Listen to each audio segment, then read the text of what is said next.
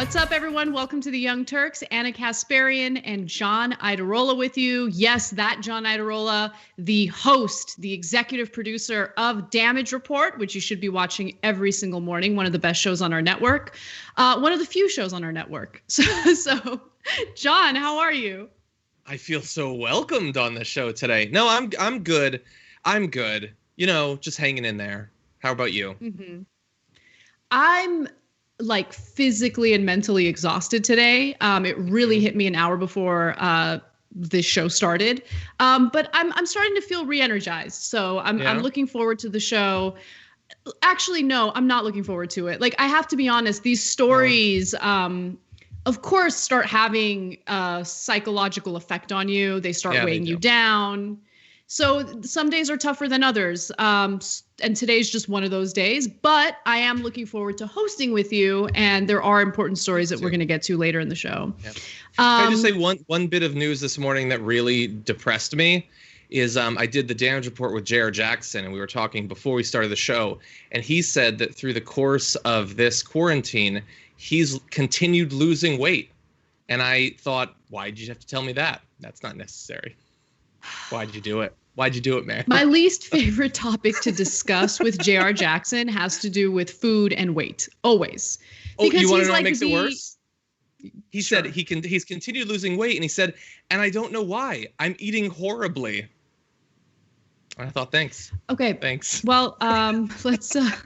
You're right. You're right. That's definitely depressing. I have taken up salsa at home. I've been learning way more salsa dancing. So I've been doing that for some exercise and stress relief. Maybe we'll talk about that in more detail in the post-game show.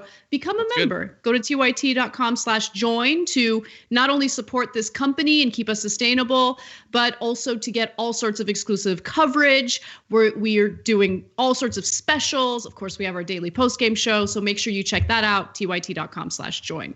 All right, without further ado, let's get to some of the news today. And I wanted to start off with something that really touched me this morning, and that was the testimony of George Floyd's brother. So George Floyd's brother testified before the House Judiciary Committee this morning in an effort to push for, of course, much needed reforms with policing in the United States. Now, I didn't want to cut or edit out any portion of his statement because I thought it was powerful. So although the video that we're about to toss to is a little long, I think it is important to hear it in its entirety. Let's take a look. He gave the little that he had to help others. He was our gentle giant. I was reminded of that when I watched the video of his murder. He called all the officers sir. He was mild-mannered. He didn't fight back. He listened to all the officers. The man who took his life, who suffocated him for 8 minutes and 46 seconds, he still called them sir as he begged for his life. I can't tell you the kind of pain you feel when you watch something like that. When you watch your big brother, who you looked up to your whole entire life, die begging for his mom. I'm tired. I'm tired of pain. Pain you feel when you watch something like that. When you watch your big brother, who you looked up to for your whole life, die begging for his mom. I'm here to ask you to make it stop. Stop the pain. Stop us from being tired. George called for help and he was ignored. Please listen to the call I'm making to you now, to the calls of our family and the calls ringing out the streets across the world. People of all backgrounds, genders, and races have come together to demand change. Honor them, honor George, and make the necessary changes that make law enforcement the solution and not the problem. Hold them accountable when they do something wrong. Teach them what it means to treat people with empathy and respect. Teach them what necessary force is. Teach them that deadly force should be used rarely and only when life is at risk. It is on you to make sure his death is not in vain. I didn't get the chance to say goodbye to Perry while he was here. I was robbed of that.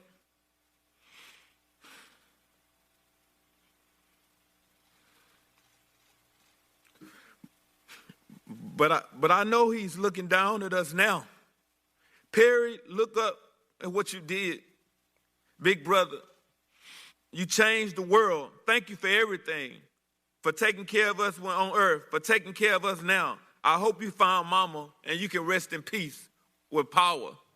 I thought that was a very powerful statement, especially because I don't know, at least for me, it makes me think about my own family members and what it would be like to watch my own brother get murdered in broad daylight like that.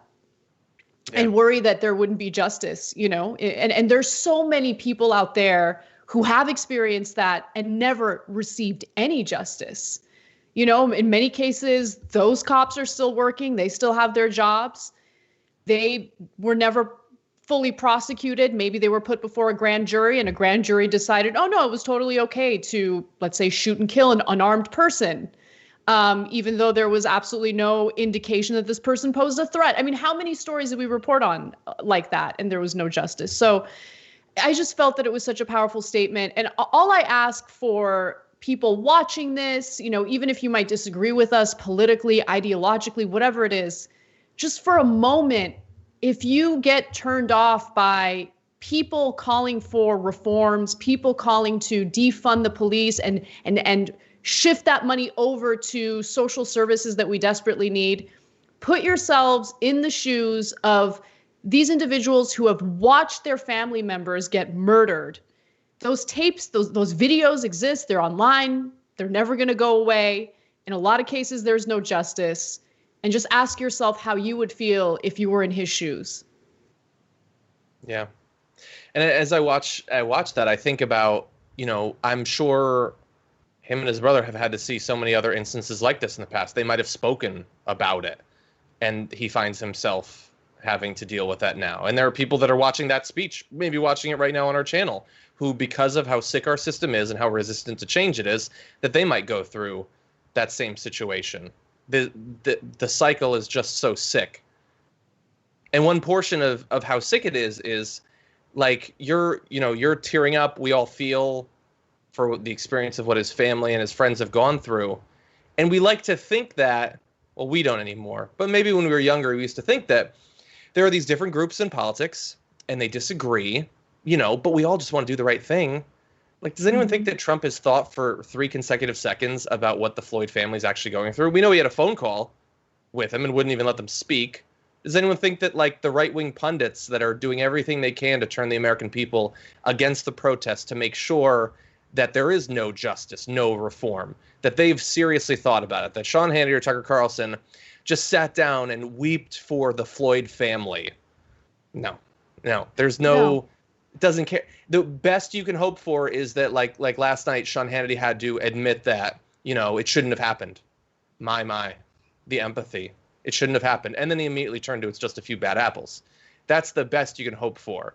When we are faced with a tsunami of videos of police brutality, maybe you can get them to say, well, it shouldn't have happened.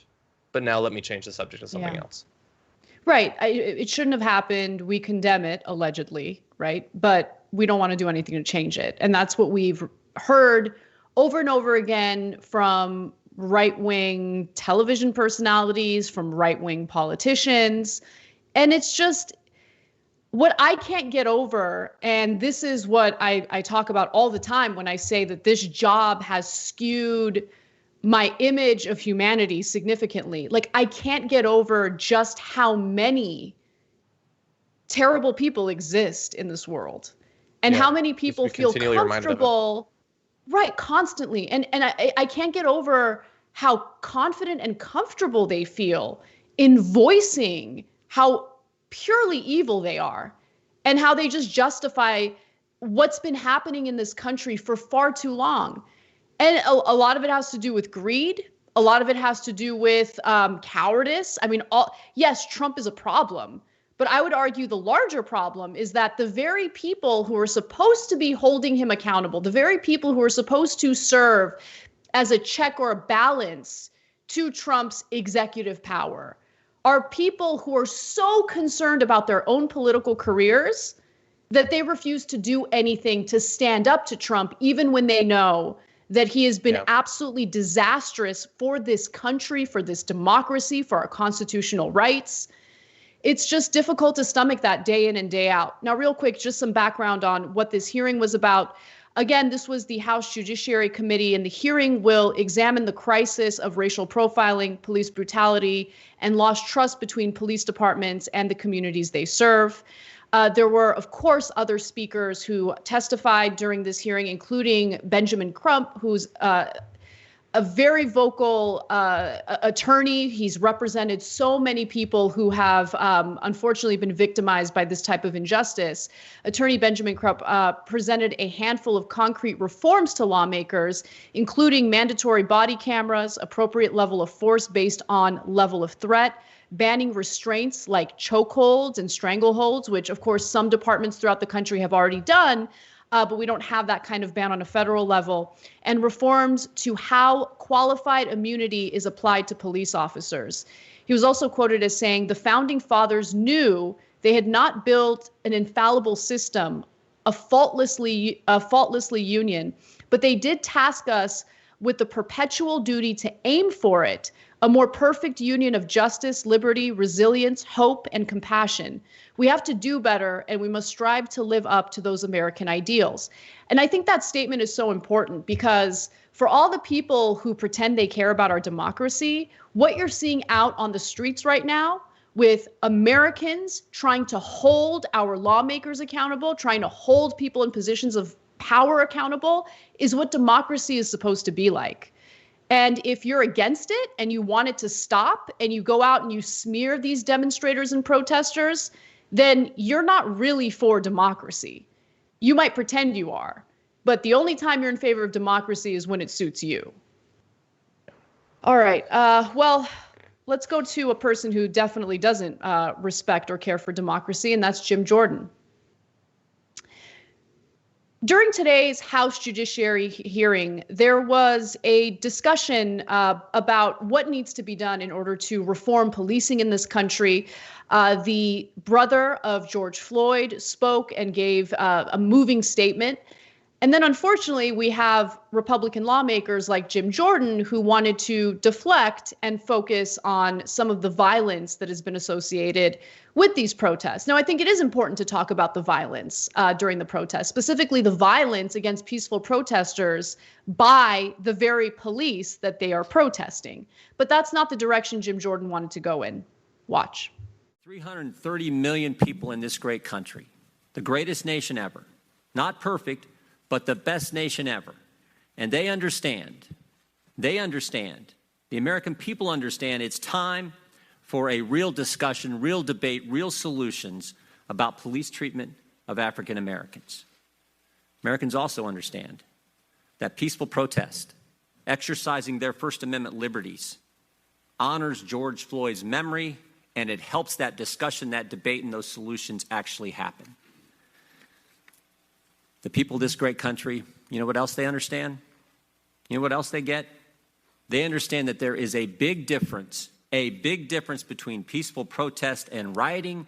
There is a big difference between peaceful protest and looting. There is a big difference between peaceful protest and violence and attacking innocent people. And there is certainly a big difference between peaceful protest and killing police officers.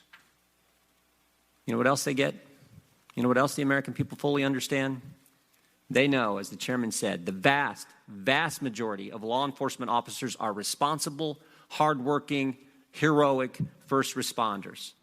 No, I actually don't think that's what the majority of Americans understand. I think what the majority of Americans have seen over and over again for a long time, but certainly for those who have only been paying attention recently, is nonstop examples of police attacking peaceful protesters.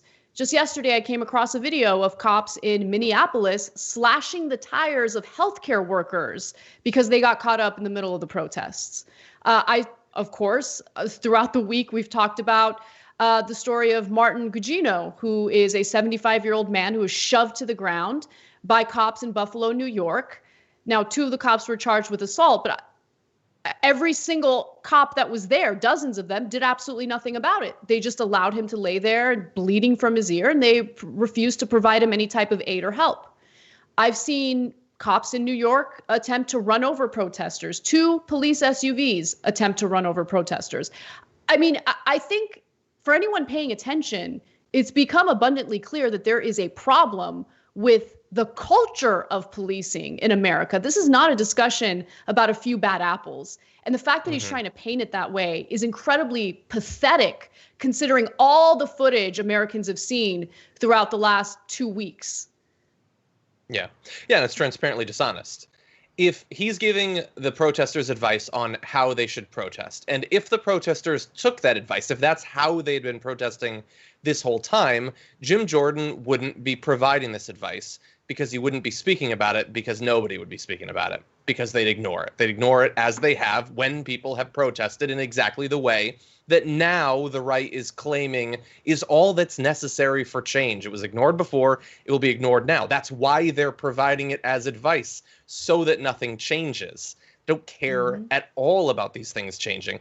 And it's very easy to make the entire thing about rioters if, as you point out, you just ignore the violent assaults that we've seen from the police throughout.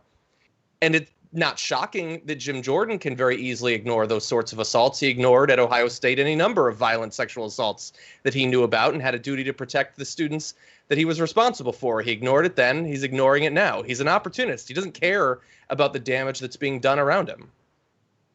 Not at all. Not at all. And look, there's a difference in like what we've experienced in protests where police understand, all right, we got to let this protest happen. We're just going to be here to kind of keep things under control, but we're not going to intervene in a violent way and antagonize these people and provoke them in any way. So my sister-in-law is a police officer in Florida, and we talk about policing a lot. And it's uncomfortable sometimes talking about these stories because I do think about her and I know who she is. I know what kind of policing she engages in, and she's a good cop.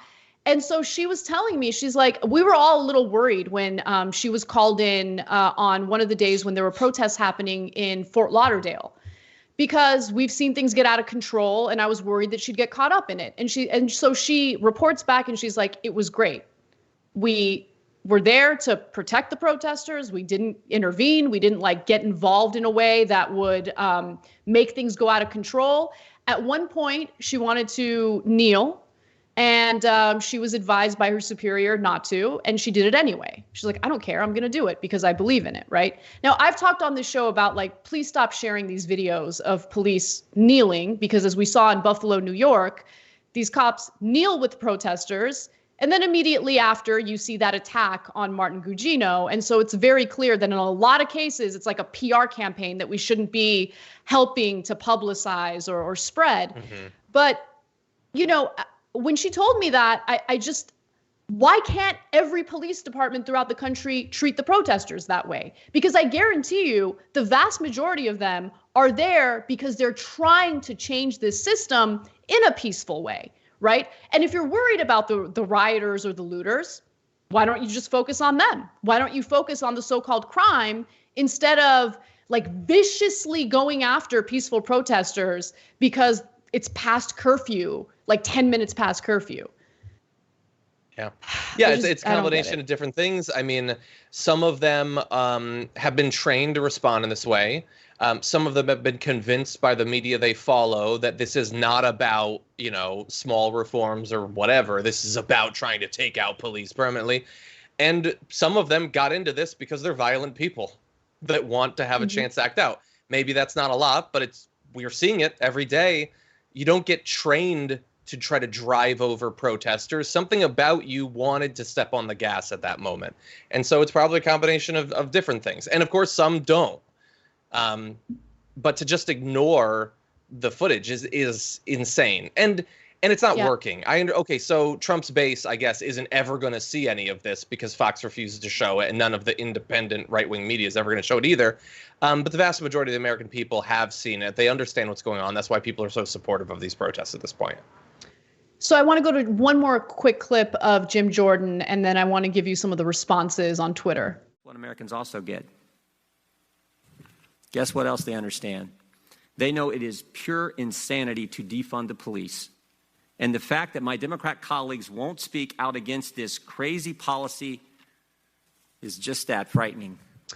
Yeah, it's not frightening. And one of the most prominent Democrats, Joe Biden, has spoken out against defunding the police, which is infuriating. He's actually proposed giving local police departments additional funding, $300 million. And by the way, defund the police doesn't mean, oh, this is just austerity. It means, hey, you know what? Maybe it doesn't make sense to call on the cops to deal with everything that happens in any given city. So if someone is having a mental health breakdown, maybe it makes sense to fund actual experts who know how to respond to that.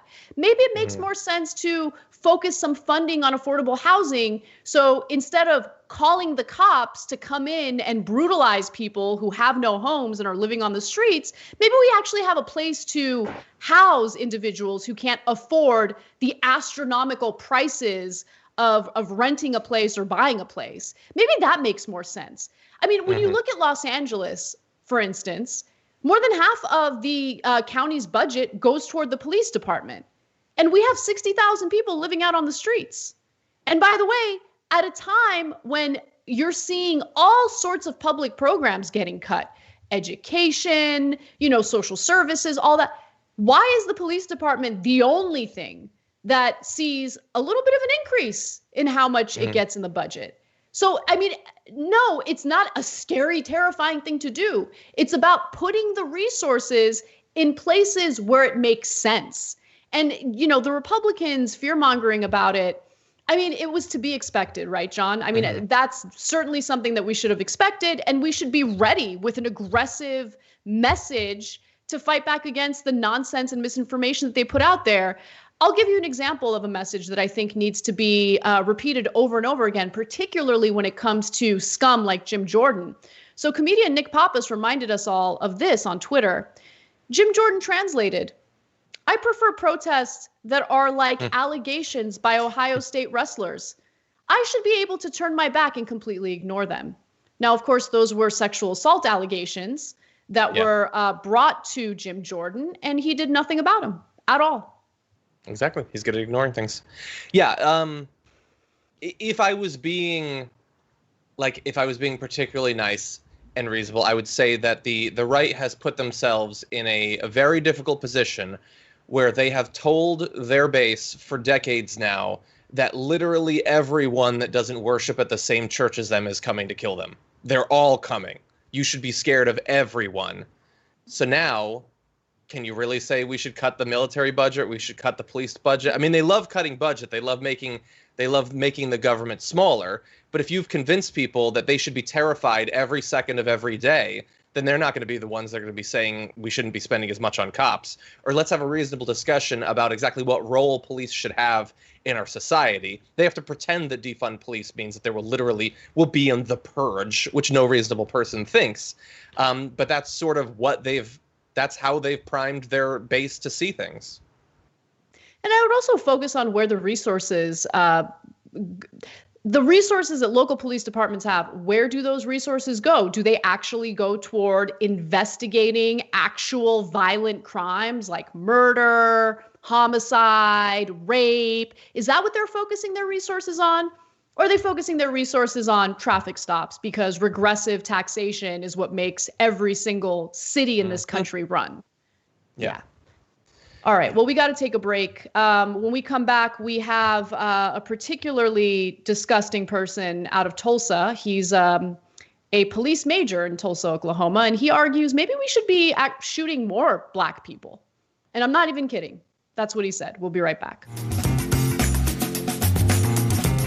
We need to talk about a relatively new show called the Republic, or UNFTR. As a Young Turks fan, you already know that the government, the media, and corporations are constantly peddling lies that serve the interests of the rich and powerful.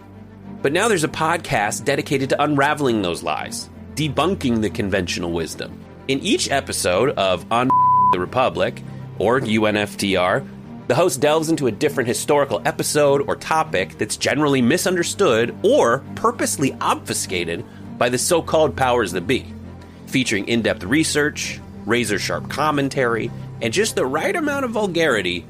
The UNFTR podcast takes a sledgehammer to what you thought you knew about some of the nation's most sacred historical cows. But don't just take my word for it. The New York Times described UNFTR as consistently compelling and educational, aiming to challenge conventional wisdom and upend the historical narratives that were taught in school. For as the great philosopher Yoda once put it, you must unlearn what you have learned. And that's true whether you're in Jedi training or you're uprooting and exposing all the propaganda and disinformation you've been fed over the course of your lifetime. So search for UNFDR in your podcast app today and get ready to get informed, angered, and entertained all at the same time.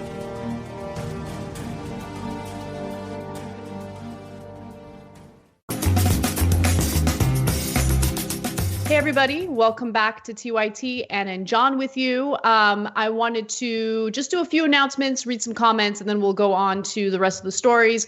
First off, I'm sure a lot of you have increased your online activity, especially during the coronavirus.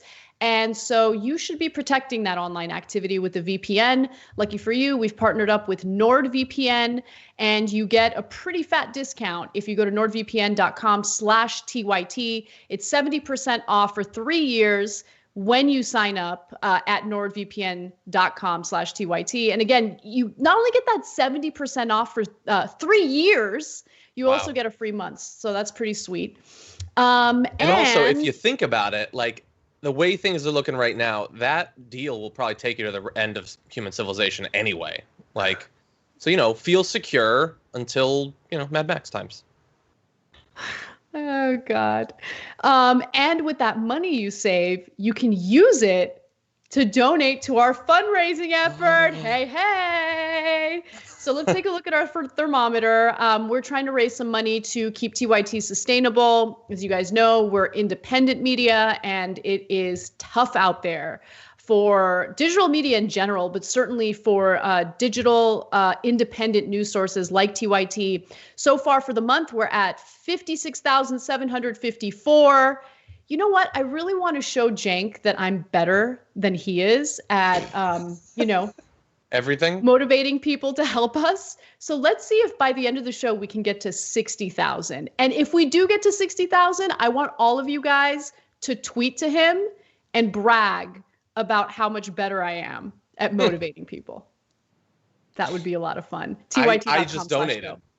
I'm so motivated. Did you? I did. Look, just to get bragging rights, I might donate to get us there. All right, so let me read some member comments. Sasquatch to 2020 says, I've taken up salsa at home too. Lots of salsa with chips and guacamole. You know what? I'm into that as well. So believe me, I've had my fair share. Eclectic Miscellanea says, I love Anna keeping it 100. I'm not looking forward to the show, which is what I said at the beginning of the show. But to be honest, if my job was to report on all the horrible things the Republicans, Democrats, and police do to American people every day, I probably wouldn't always be looking forward to it either. The Good Doctor says, orchards with apples so bad they kill people get shut down.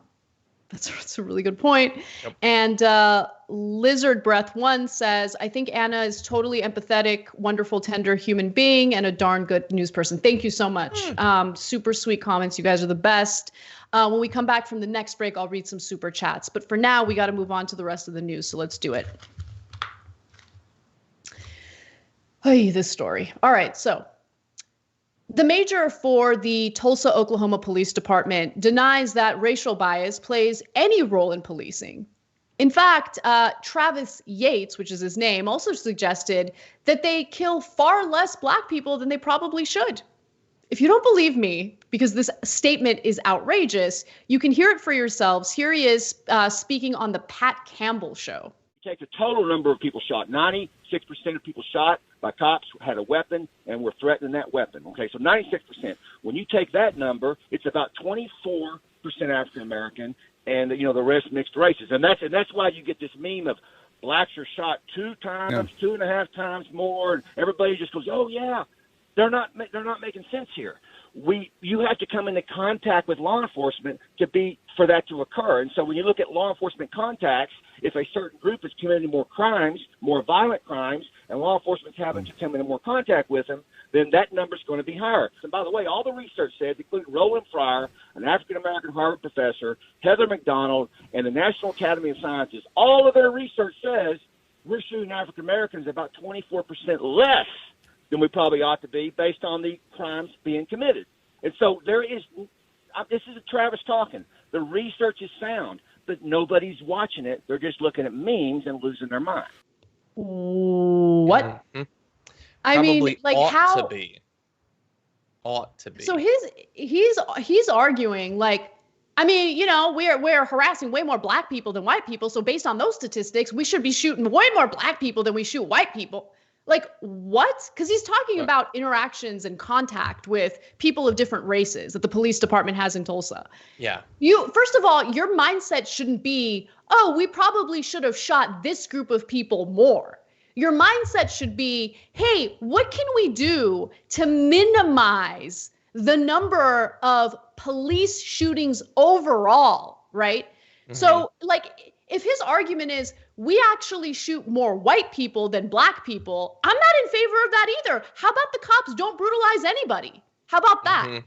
But if you look at that specific police department, they do have issues with racial bias, which I'll get to in just a second, with actual details and facts and statistics, something that he failed to provide in that nonsense interview. But I mean, this is his mindset. This is his mentality. It isn't, oh, what can we do to lessen the instances of police-involved shootings? It's, oh, well, you know what? Now that I'm looking at the numbers, maybe the number of shootings for this particular race needs to be higher. Mm-hmm. Amazing. Yeah, it's just amazing how these people think. Based on the what he said, some people will take away, if they're predisposed to agree with him in general, they'll be like, oh, well, he said 96% this, and he said, I'm referencing science, and it was by a black person too. Yeah, that can be tricky stuff. When he says 96% of the people that they shoot had a gun and were threatening with that gun, maybe 96% had a gun. I'm going to say, based on my experience covering these stories, our definition of threatening with that gun is probably going to be just a little bit different. He also casually passed over who gets shot is based on who has contact with the police, but that's like the whole thing that we're talking about, is that it is set up to magnify certain types of contacts and not others. Cops are randomly pulling over people in certain neighborhoods that have certain similarities around the country and not others. They're not like snooping around Beverly Hills all day long to find some excuse to hassle people, but that does happen in certain neighborhoods. And he just ignores it. Because either because he likes the way it's set up, or he doesn't question it. He doesn't question that police resources are allocated to produce certain outcomes. Yes. And he demonstrated that. Exactly. Yeah, I mean, it is kind of incredible how throughout the country, regardless of which police department you're talking about, these cops keep proving the point that the protesters are trying to make, right? I mean, they play right into it because they are who they are. They've been defending this kind of brutal activity forever, and they've gotten away with it. And I think, the story that we talked about yesterday, the head of the New York State Police Union, crying and whining about how, like, oh, we're being vilified. I think that anger and his rage really came from how shocked he is that for the first time there seems to be a consensus that policing needs to change in America. And he's not used to it. They're not used to it. Now, the same defenders are still out there, right? The Tucker Carlsons, the Sean Hannitys, the Donald Trumps of the world, they still exist. But what we're now seeing on the streets through these mass protests is people of all different backgrounds coming out and saying, no, we've had enough. And we're not going to let you guys stop us or intimidate us or just make us go away. We're not going to let up until we get real change. And it enrages them.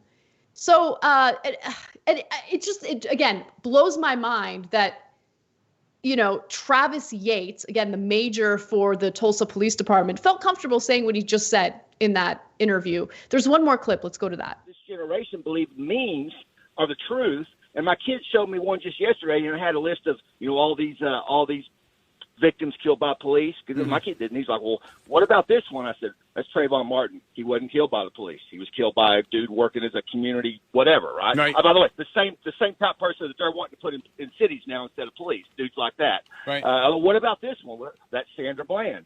She wasn't killed by police. She committed suicide in a Texas jail. Well, what about this one? That's Tamir Rice. He was robbing people in a park with a fake gun, and when cops showed up, he pointed the gun at them, and they had to shoot him. So they're literally lying through. I mean, the entire world's been lied to, and over these years, Pat, because of this money, because of the marketing, because of the slick stuff that they've done, they've made regular Americans believe that cops are just hunting blacks down the street and killing them. Because that's what they're doing. That's what they're doing. Tamir Rice was 12 years old. He was in a park. Tamir Rice was a 12-year-old child playing with a toy gun in a park. And a cop showed up and shot him within 2 seconds, no questions asked. There was no investigation. Cop didn't even get out of his car. He didn't even get out of his car. No, I mean, to not mention is madness. And man, we have seen an attempt to reinterpret or rewrite history. But to say that George Zimmerman is the model the left wants for community policing, I didn't hear a lot of that during the conversation around Trayvon Martin's murder. Wow, that is really something. No, and he's a terrible person. He just is. He has no business having any type of power, having any type of weapon. No business working in law enforcement, that's for sure. Hey, what if you live in that area? What are you supposed to think about the interactions you're likely to have with police if a person like him is in a position of authority, is perhaps providing advice or guidance to people coming up in the department? I would be even more worried for my life knowing that there's a person like this who not only harbors these beliefs, but is desperate to talk about them on a podcast. So let me give you some details about Oklahoma and Tulsa specifically. Let's start off with Oklahoma and what the statistics say about policing in that state. So in 2018, for instance, the majority of people fatally shot by police in Oklahoma, 19, were white. So he is right about that. 6 people fatally shot by law enforcement were black, 4 were Native American, 3 were Hispanic, and 1 was Asian. Okay. Now, it's easy to just look at numbers. First off, I don't want any of them to get shot. I think there are ways to arrest people without just allowing cops to be the judge, jury, and executioner out on the streets. I don't believe in extrajudicial killings. Now, if there's a case where there's proof of imminent threat, that's different. But in far too many of these cases, we've seen that there is no imminent threat and the cops are quick to open fire. If your argument to me is, no, everything's okay because they actually shoot more white people than black people, I think that's a stupid argument because I don't want them to freely shoot whoever they want, regardless of race. But of course, we know that there is a racial bias because what you need to look at is how these shootings impact communities per capita. Because clearly there isn't equality in the number of black people and white people in Tulsa or Oklahoma or any part of this country. Black people clearly account for a smaller percentage of the population. So here's what we know when you look at per capita rates. While most of those killed by police were white, black Oklahomans were the most likely to be killed in a shooting on a per capita basis. White people in Oklahoma were killed by police at a rate of 1 out of every 154,195 citizens, while black people in Oklahoma were killed at a rate of 1 out of every 51,260. Yeah. So you kind of get the idea there, right? Like, when you look at the rates per capita, it obviously impacts Black people more. And then when you look at Tulsa specifically, they've had all sorts of issues within their police department. So for instance, back in 2011, 4 of their officers were convicted of stealing money from crime scenes and also planting drugs on others. As a result of these actions, dozens of convictions had to be thrown out. And then their ringleader, his name was Corporal Harold R. Wells, was sentenced to 10 years in confinement. But in 2012, he was offered immunity if he testified about what else went on. And because of his testimony, additional arrests had to be tossed out because they had been tainted through the police planting evidence and doing all sorts of shady things. Tulsa is also heavily segregated. And Human Rights Watch found that Tulsa police more frequently stop drivers in areas that tend to be poorer and with predominantly Black populations than the rest of the city. So for this guy to pretend as if like, oh, no, cops don't have a racial bias at all is ridiculous. And then what's even more ridiculous is that he tries to justify police shootings by saying, no, it's okay. We actually shoot more white people. Again, how about don't shoot anybody? How about find ways to de-escalate the situation and only use lethal force when someone is really an imminent threat? That's what the thinking should be. But of course it's not. We got to take a break. So we'll be back with more, including Donald Trump's upcoming speech on race. We should really look forward to that one, right? At TYT, we frequently talk about all the ways that big tech companies are taking control of our online lives, constantly monitoring us and storing and selling our data. But that doesn't mean we have to let them. It's possible to stay anonymous online and hide your data from the prying eyes of big tech. And one of the best ways is with ExpressVPN. ExpressVPN hides your IP address, making your active ID more difficult to trace and sell to advertisers. ExpressVPN also encrypts 100% of your network data to protect you from eavesdroppers and cyber criminals. And it's also easy to install. A single mouse click protects all your devices. But listen, guys, this is important. ExpressVPN is rated #1 by CNET and Wired magazine. So take back control of your life online and secure your data with a top VPN solution available, ExpressVPN. And if you go to expressvpn.com/TYT, you can get 3 extra months for free with this exclusive link just for TYT fans. That's expressvpn.com/TYT. Check it out today. All right.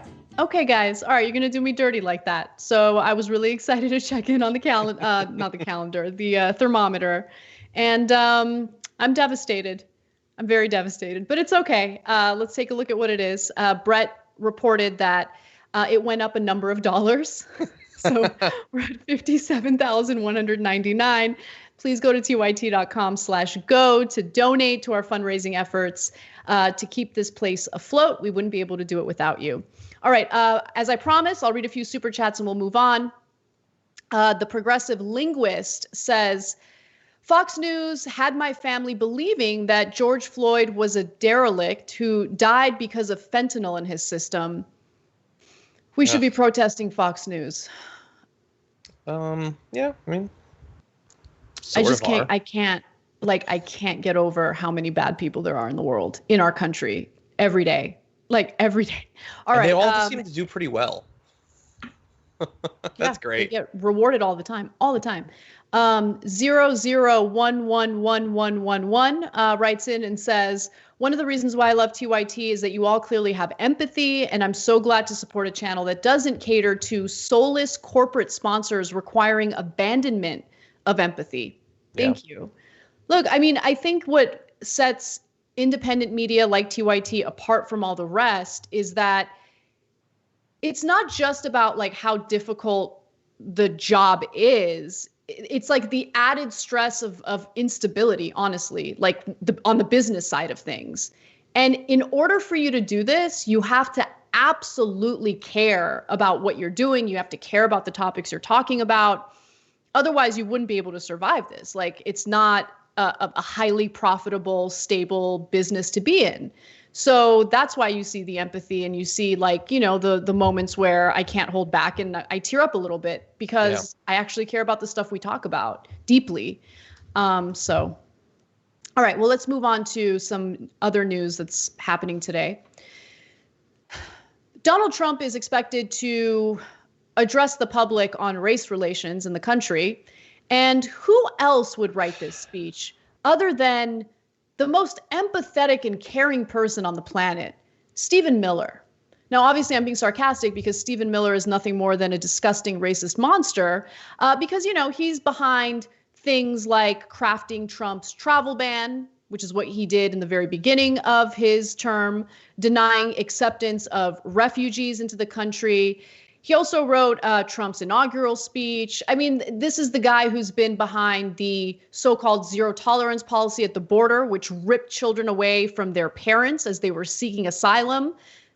Dozens of people have now died during the Trump administration in those border cages, including children. So that's who Stephen Miller is.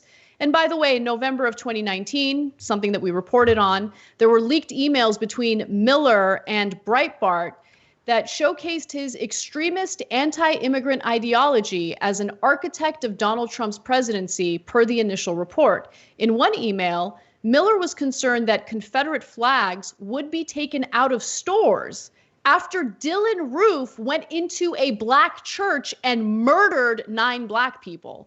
Yep.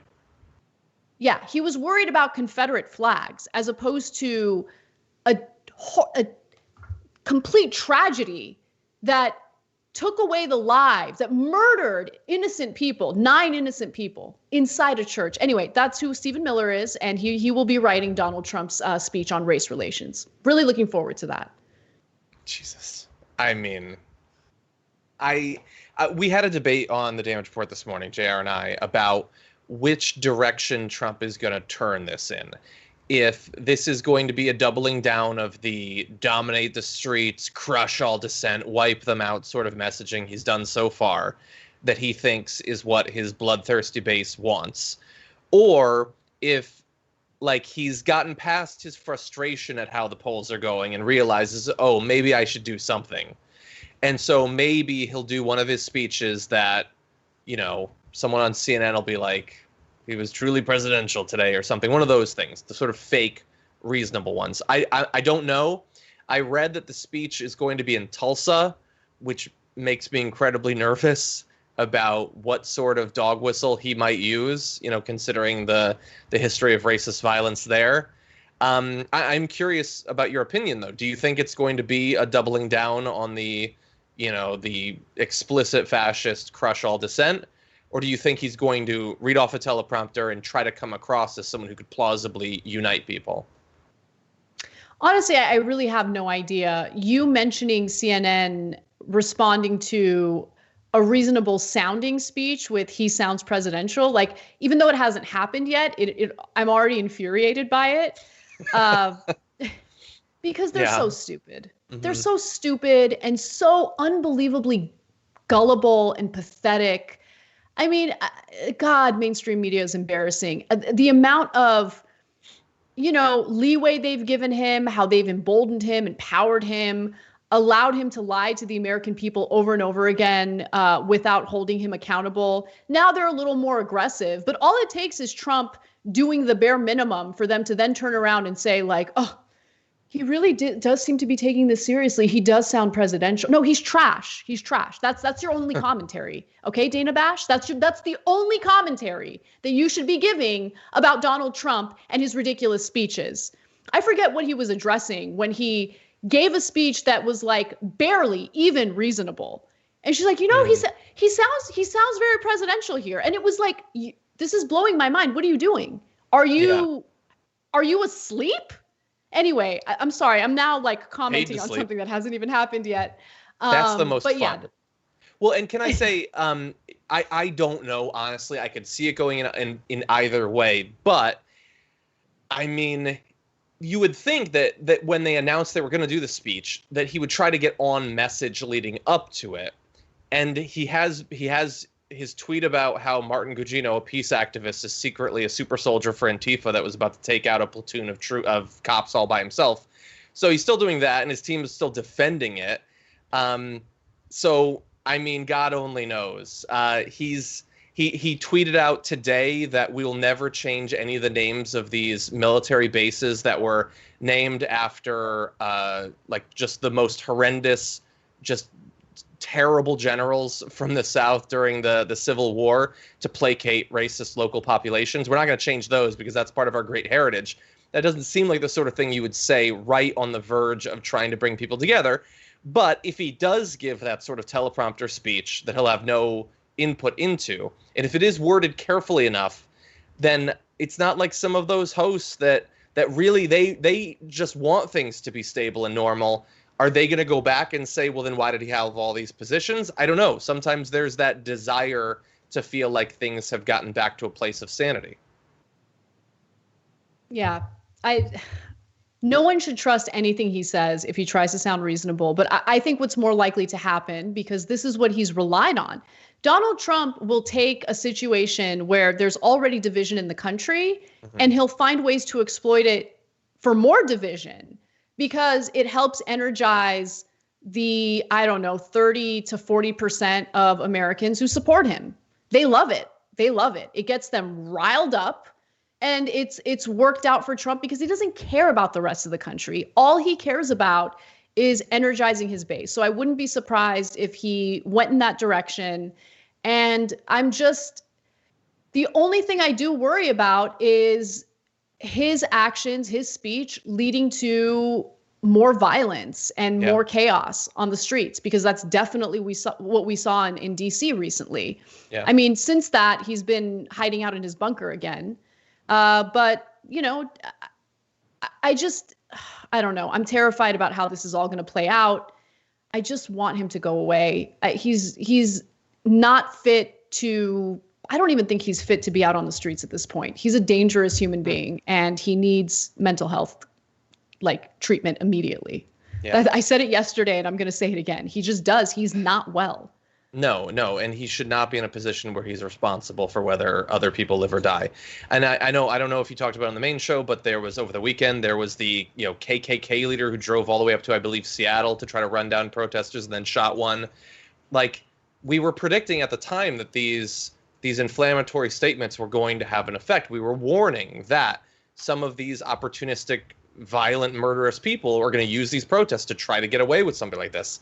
And it is happening. We're rightfully focusing on the cops because the cops are the source of the vast, vast majority of the violence. But there are other people like that, these right-wing extremists that are trying to kill people under the guise of what's going on. We're going to continue this conversation and more in our postgame for our members. You can become a member by going to tyt.com/join.